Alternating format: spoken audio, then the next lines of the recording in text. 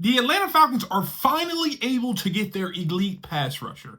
Now, if you've been an Atlanta Falcons fan for any period of time, you've known the one big issue that this Atlanta Falcons team has, and that is getting edge rush pressure. But there are some free agents in the market now that could help and benefit the Atlanta Falcons going forward.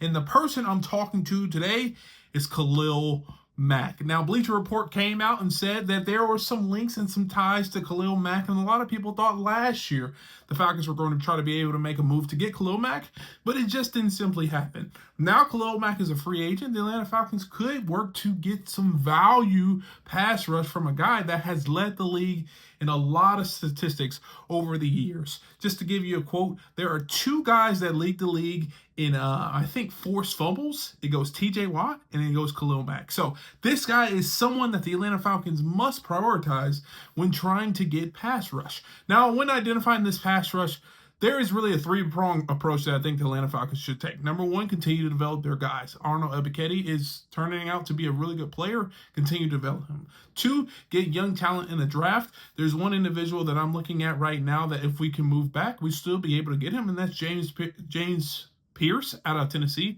Really good young twitchy player that I think will help this team. And lastly, sign some veteran free agents who've known to get off the ball, but also value veteran free agents.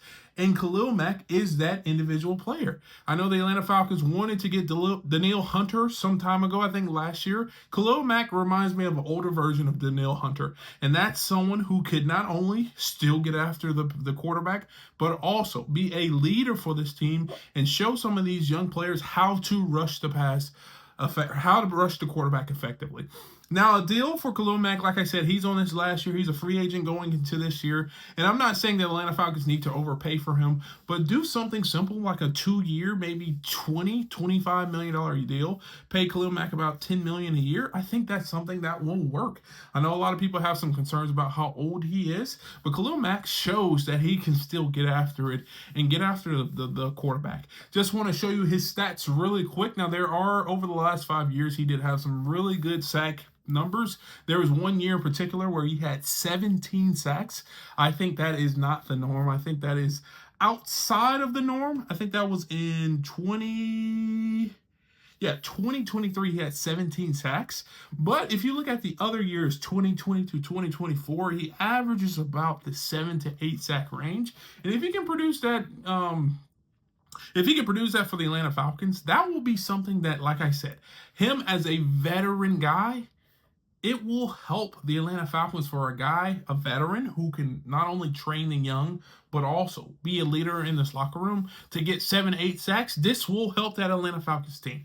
Imagine Khalil Mack, Arnold Ebiketie, and maybe James Pierce. Those are a 3-team tandem where you start to build and then you get better. Also, don't forget about Rook Ororo and then Grady Jarrett if he's still on the roster. But those are that line that you see a lot of people try to get to. And that's what you see. It kind of reminds me like of a Ravens line or kind of the Pittsburgh Steelers and their line. They have a young player. They have a veteran. Obviously, TJ Watt, we know what kind of player he is. But they have built their defensive line like that. And I think the Atlanta Falcons could build a really good defensive line if they show a little bit of interest in Khalil Mack. And I think he will be there for a good bargain price.